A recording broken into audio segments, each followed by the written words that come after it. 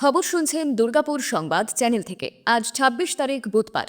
জানাবো আজকের বাছাই করা ২৩টি গুরুত্বপূর্ণ তাজা খবর। শুরুতেই হেডলাইন। বারাসাত মেডিকেলে মৃতদেহের চোখ চুরির অভিযোগ, বিক্ষোভে আটকে গেল মুখ্যমন্ত্রীর কনভয়। আমায় আঘাত করলে সারা ভারত হেলিয়ে দেব, হুঙ্কার মমতার। বললেন ভোটের পর দেশটা চষে বেড়াবো। বাংলা দখল করতে গিয়ে গুজরাট হারাবে আর দেশ তো হারাবেই, বনগাঁর সভায় বিজেপিকে বেঁধলেন মমতা।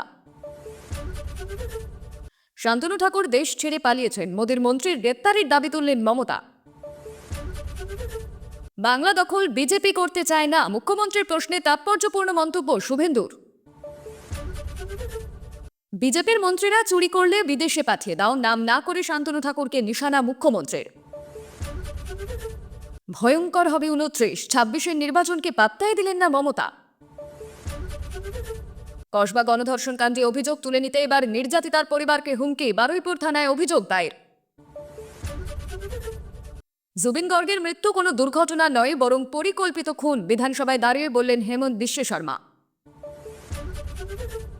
কত টাকা তোলার টার্গেট নিয়ে দিনহাটা এসেছেন বিএলওআরকে আক্রমণ উদয়নের। বিজেপিকে ভোট দিলে বন্ধ করা হবে লক্ষ্মীর ভান্ডার, মানুষকে অভাব বুঝতে দিচ্ছেন না মুখ্যমন্ত্রী। সোশ্যাল পোস্ট ঘিরে বিতর্ক। নক্কারজনক ঘটনা, হাসপাতাল থেকে মৃত বৃদ্ধার দেহ থেকে সোনার গয়না উধাওয়ের অভিযোগ। কালো চশমা, স্টাইলিশ শার্ট, প্রোটিয়াদের বিরুদ্ধে ওয়ানডে সিরিজ খেলতে দেশে ফিরলেন কোহলি। বুধবার এক লাফে কলকাতার তাপমাত্রার পারদ নেমে হবে ১৬ ডিগ্রি, শুক্র থেকে ফের বাড়বে গরম। বয়সসীমায় কোনো ছাড় মিলবে না, ২০২২ সালে টেট উত্তীর্ণ প্রার্থীদের আবেদন খারিজ করে দিল কলকাতা হাইকোর্ট। ভয় নেই, আমরা থাকতে কেউ তাড়াতে পারবে না, বনগাঁয় আশ্বাস তৃণমূল সুপ্রিমোর, মতুয়া কাজ নিয়ে সতর্কবার্তা। কল্যাণীতে পণ্যবাহী জাহাজে ধাক্কা নৌকার, কোনো মতে প্রাণ বাঁচল পড়ুয়া সহ শখানেক যাত্রীর।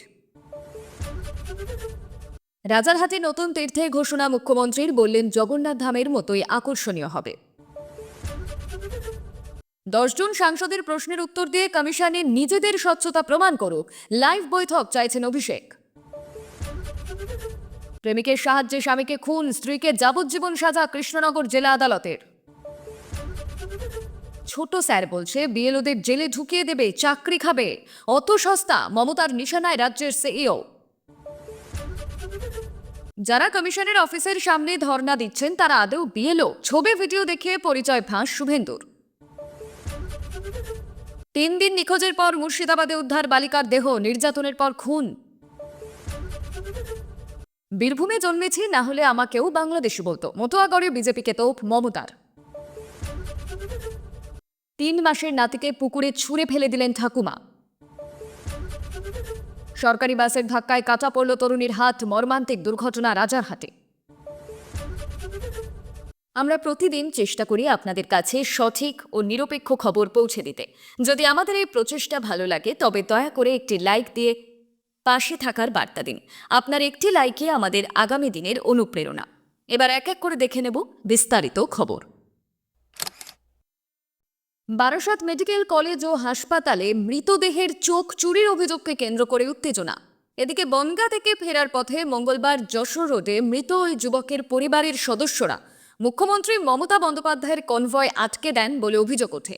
ঘটনার প্রতিবাদ জানিয়ে অপরাধীদের শাস্তির দাবি করেন তারা। বিক্ষোভের মুখে পড়ে থামে মুখ্যমন্ত্রীর কনভয়। বিক্ষোভকারীদের সঙ্গে কথাও বলেন মুখ্যমন্ত্রী। অভিযোগ শুনে তদন্তের নির্দেশ দিয়েছেন তিনি। জানা গিয়েছে, রাস্তা পেরোনোর সময় গাড়ির ধাক্কায় গুরুতর আহত হন বারাসাতের বাসিন্দা প্রীতম ঘোষ। দুর্ঘটনাটি ঘটে বারাসাতের কাজীপাড়ায়। তাকে পুলিশ উদ্ধার করে বারাসাত মেডিকেল কলেজ ও হাসপাতালে ভর্তি করেন, কিন্তু চিকিৎসক তাকে মৃত বলে ঘোষণা করেন।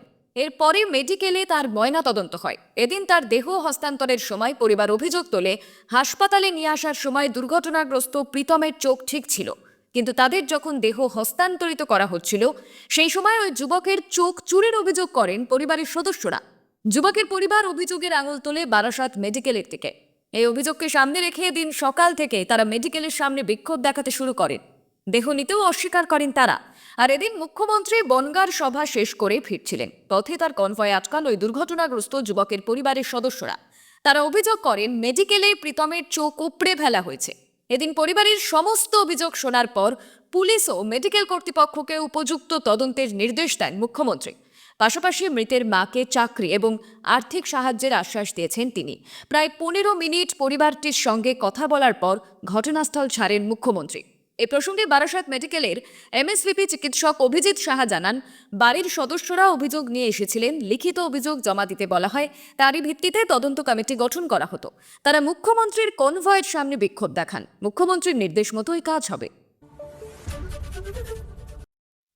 আমাকে আঘাত করলে ভারতবর্ষ হিলিয়ে দেব, এসআইআরের প্রতিবাদে সরব হয়েছেন মুখ্যমন্ত্রী মমতা বন্দ্যোপাধ্যায়। মঙ্গলবার উত্তর 24 পরগনার সীমান্ত শহর বনগাঁয় পৌঁছেছেন তিনি, যা মতুয়াগড় হিসাবে পরিচিত। আর সেখানে পৌঁছে জনসভায় মঙ্গলবার বিজেপিকে নিশানা করে এমনটাই বললেন মুখ্যমন্ত্রী। বাংলা দখল করতে গিয়ে বিজেপি গুজরাটেও হারতে চলেছে বলে ভবিষ্যৎবাণী করলেন মমতা। ভোটের 2 মাস আগে এসআইআর কেন, এদিন সে প্রশ্ন তোলেন মুখ্যমন্ত্রী। তার কথায় এখন কেন, ভোটের 2 মাস আগে মনে পড়ল। ভোটার লিস্টে কারচুপির অভিযোগে কমিশনকে এদিন তোপ দাগেন তিনি বলেন, ভোট আসছে বলে গায়ের জোরে 2 মাসে এসআইআর করছে, বৈধ ভোটারদের ভয়ের কিছু নেই বলেও এদিন আশ্বস্ত করেছেন মুখ্যমন্ত্রী। এসআইআর আতঙ্কে 35 জনের মৃত্যু হয়েছে বলে দাবি মমতার। বনগাঁয় দাঁড়িয়ে সাধারণ মানুষকে আশ্বস্ত করে মুখ্যমন্ত্রী বলেন, এসআইআর নিয়ে ভয় পাবেন না, আমি থাকতে আপনাদের কেউ তাড়াতে পারবে না। শুধু তাই নয়, তিনি থাকতে বাংলার মানুষের গায়ে কেউ হাত দিতে পারবেন না বলেও জানান মুখ্যমন্ত্রী। বিজেপিকে বাংলা বিদ্বেষী বলে তোপ দাগলেন তিনি। তার সাফ কথা, বাংলা ভালো থাকলে দেশ ভালো থাকবে। রামমোহনকে ব্রিটিশদের এজেন্ট বলেছিলেন মধ্যপ্রদেশের শিক্ষামন্ত্রী, সেই প্রসঙ্গও টেনে আনেন মমতা। খসড়া তালিকা প্রসঙ্গে তিনি বলেন, ভয়াবহ খসড়া তালিকা হতে চলেছে। শুধু তাই নয়, এসআইআর এর জন্য ভুয়ো ভোটারকে আসল ভোটার করে দেওয়া হতে পারে বলেও এদিন আশঙ্কা করেছেন তিনি। তৃণমূলের কেউ কিছু না করলে জেলে ঢুকিয়ে দাও, আর বিজেপির মন্ত্রীরা চুরি করলে বিদেশে পাঠিয়ে দাও। মঙ্গলবার দুপুরে মতুয়াগড়ে দাঁড়িয়ে নাম না করে কেন্দ্রীয় মন্ত্রী শান্তনু ঠাকুরকে বিঁধলেন মুখ্যমন্ত্রী মমতা বন্দ্যোপাধ্যায়। চলতি মাসের শুরুতে তৃণমূল শিবিরের তরফে অভিযোগ করা হয়, উত্তর 24 পরগনার ঠাকুরনগরে সিএএ সহায়তা শিবির চালাচ্ছেন কেন্দ্রীয় মন্ত্রী শান্তনু ঠাকুর এবং বিজেপি বিধায়ক সুব্রত ঠাকুরের মতন নেতারা। সেখানে অল ইন্ডিয়া মতুয়া মহাসংঘের পরিচয়পত্র, হিন্দুত্বের শংসাপত্র দেওয়া হচ্ছে। সংশোধিত নাগরিকত্ব আইন অর্থাৎ সিএএ আবেদন করার ব্যবস্থাও আছে। এই সমস্ত কাজেই টাকার বিনিময় হচ্ছে। তার জন্য রেট চার্টও তৈরি হয়েছে, যেমন 30 টাকায় মতুয়া পরিচয়পত্র, 100 টাকায় ফর্ম ফিল আপ এবং 800 টাকায় হলফনামার ব্যবস্থা করে দেওয়া হচ্ছে, যা নাগরিকত্ব পেতে সাহায্য করবে বলেই দাবি। এই প্রসঙ্গে এদিন বনগাঁর সভা থেকে ফুঁসে উঠলেন মুখ্যমন্ত্রী। নাম না করে বনগাঁর বিজেপি সাংসদ তথা কেন্দ্রীয় মন্ত্রী শান্তনু ঠাকুর এবং বিজেপি শিবিরের উদ্দেশ্যে কড়া ভাষায় তিনি বলেন, আমরা অনেক কিছু জেনেও ভদ্রতা করি। যারা দুটি 100 টাকা করে ধর্মের নামে ফর্ম বিক্রি করলো, আপনাকে বাংলাদেশি করে দিল এবং ক্যাশ সার্টিফিকেট দেবে বলে আরও 800 টাকা দিল, তাদের কেউ কেউ নাকি এখন দেশেই নেই, বিদেশে রয়েছেন। কেন বিদেশে ঘুরতে গেছেন? তার পেছনে বিরাট রহস্য আছে। রহস্যটা আমি জানি। তৃণমূলের কেউ কিছু না করলেও জেলে ঢুকিয়ে দাও, আর বিজেপির মন্ত্রীরা চুরি করলে বিদেশে পাঠিয়ে দাও। কেন পালিয়েছেন? নিজেকে সুরক্ষিত রাখার জন্যই পালিয়েছেন। যতই নিজেকে সুরক্ষিত রাখার চেষ্টা করুন, রেকর্ড আমরা পেয়েছি। এরই পাশাপাশি মুখ্যমন্ত্রী আরও বলেন, কেউ অন্যায় করলে আমরাও কিন্তু তার গ্রেপ্তারের দাবি তুলব। তৃণমূল কংগ্রেসকে 400 ইনকাম ট্যাক্সের নোটিশ পাঠানো, আর আপনি যে জোট চুরি করে বেড়াচ্ছেন, তাহলে আপনার কি হবে? সম্প্রতি এসআইআর শুরু হওয়ার পরে শান্তনু ঠাকুরের লন্ডন ভ্রমণের ছবি সমাজ মাধ্যমে দেখা যায়। তা নিয়ে প্রবল বিতর্কও তৈরি হয়। টেমস নদীর ধারে সপরিবারে সাংসদের দেখা মেলে। অসমের মুখ্যমন্ত্রী হেমন্ত বিশ্ব শর্মার সঙ্গে দেখা যায় তাকে, জানিয়ে কটাক্ষ করে তৃণমূল শিবির। এদিন মুখ্যমন্ত্রীও সেই প্রসঙ্গই তুলে ধরে কেন্দ্রীয় মন্ত্রীকে আক্রমণ শানালেন বলে মনে করা হচ্ছে।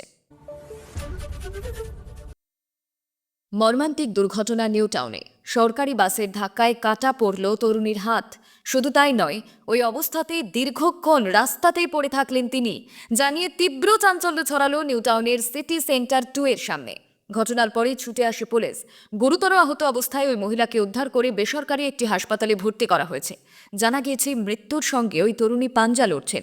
জানা যাচ্ছে, বছর 25-এর ওই তরুণীর নাম প্রতিশ্রুতি রায়চৌধুরী। সে দমদম ক্যান্টনমেন্টের বাসিন্দা। স্থানীয়দের দাবি, মঙ্গলবার সকাল 10টার কিছু পরে ভয়াবহ এই দুর্ঘটনাটি ঘটে। ওই তরুণী বন্ধুর সঙ্গে বাইকে চেপে নিউ টাউন সিটি সেন্টার 2 এর পাশে সার্ভিস রোড থেকে মেন রোডের দিকে যাচ্ছিলেন। সেই সময় কৈখালির দিক থেকে নারকেল বাগানের দিকে একটি বাস আসছিল। স্থানীয়দের অভিযোগ, দ্রুত গতিতে ধেয়ে আসছিল বাসটি। এই অবস্থায় নিয়ন্ত্রণ হারিয়ে ফেলেন বাইক চালক। বাসের ধাক্কায় একেবারে ছিটকে পড়েন দুজন।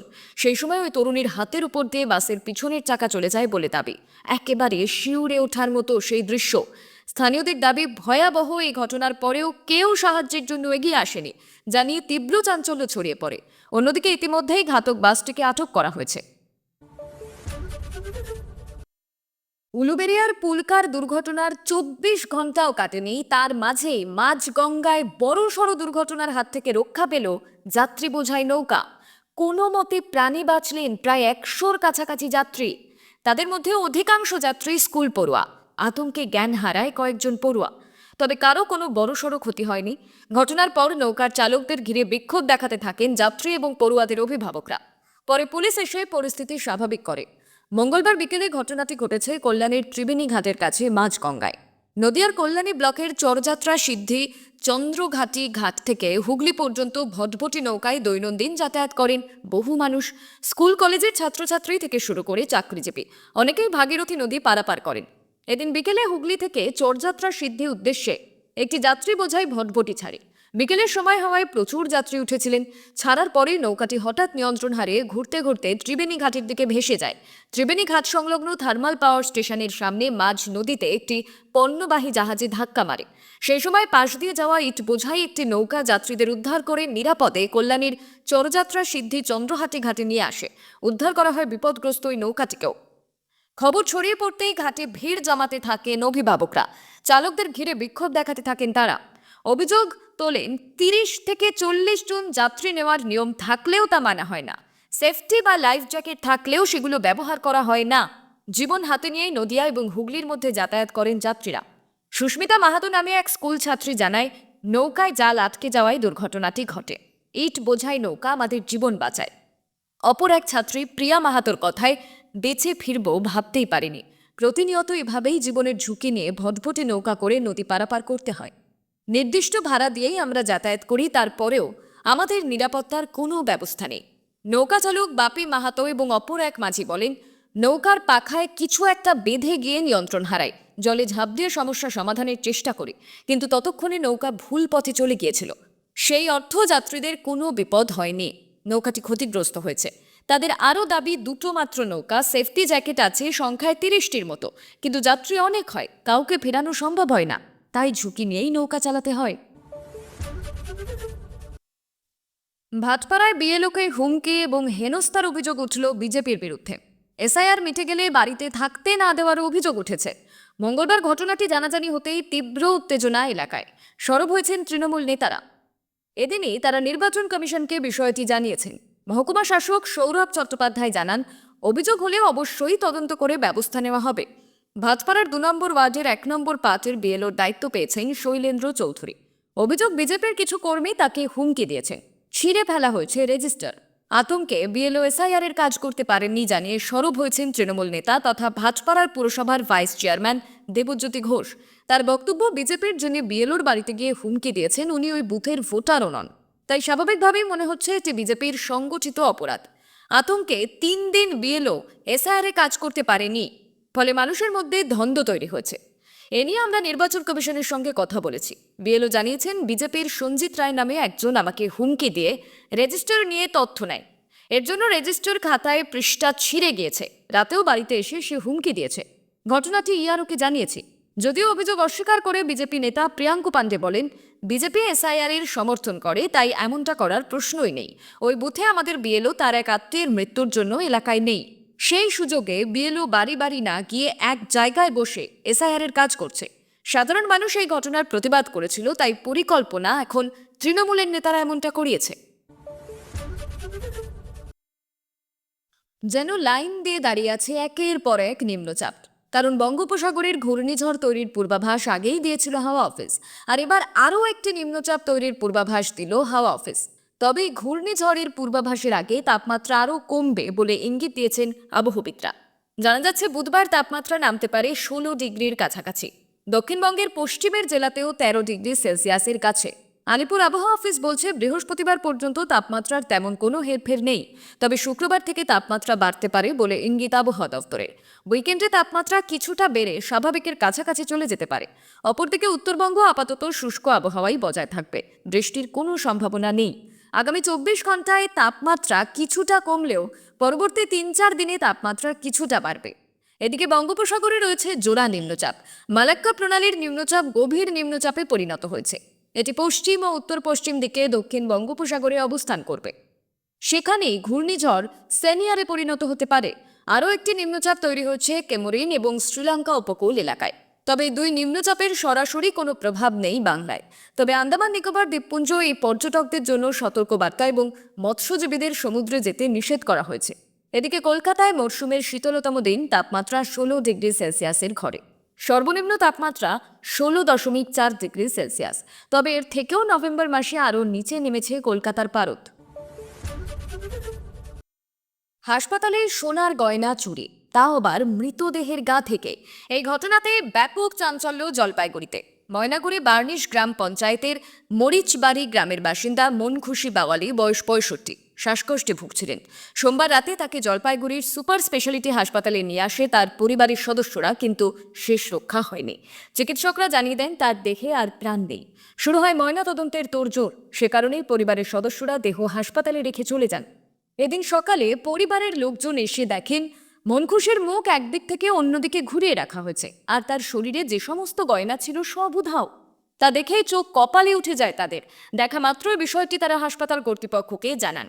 একই সঙ্গে জলপাইগুড়ি কোতোয়ালি থানায় লিখিত অভিযোগও দায়ের হয়। খবর চাউর হতেই শোরগোল পড়ে যায় হাসপাতালের অভ্যন্তরে। কে বা কারাই কাজ করলো তা নিয়ে তৈরি হয় ধোঁয়াশা। অভিযোগ দায়ের হতে নড়ে চড়ে বসে হাসপাতাল কর্তৃপক্ষ। প্রতিক্রিয়া দিয়েছেন জলপাইগুড়ি মেডিকেল কলেজের এমএসভিপি ডাক্তার কল্যাণ খাঁ। উদ্বেগের সঙ্গেই তিনি বলছেন, আমরা হাসপাতালে আসা সমস্ত রোগীর পরিজনদের সব সময় গয়না, টাকা, অন্য কোনো মূল্যবান জিনিস রোগীর সঙ্গে না রাখতে বলি। এক্ষেত্রে সিসিটিভি ফুটেজও খতিয়ে দেখা হচ্ছে, তবে এখনও পর্যন্ত গুরুত্বপূর্ণ কোনো সূত্র হাতে আসেনি বলে জানা যাচ্ছে। অন্যদিকে পুলিশও পুরো দমে তদন্ত শুরু করেছে। কথা বলা হচ্ছে মৃতার পরিবারের সদস্যদের সঙ্গে, কথা বলা হচ্ছে হাসপাতাল কর্তৃপক্ষের সঙ্গে। গুচ্ছ গুচ্ছ অভিযোগ তুলে বিরোধীর বিরুদ্ধে পথে নামল তৃণমূল। আর কখনো দেখা যায় শাসকের বিরুদ্ধে পথে নামে বিরোধীরা। তবে এবার এই বাংলায় দেখা গেল ভিন্ন ছবি।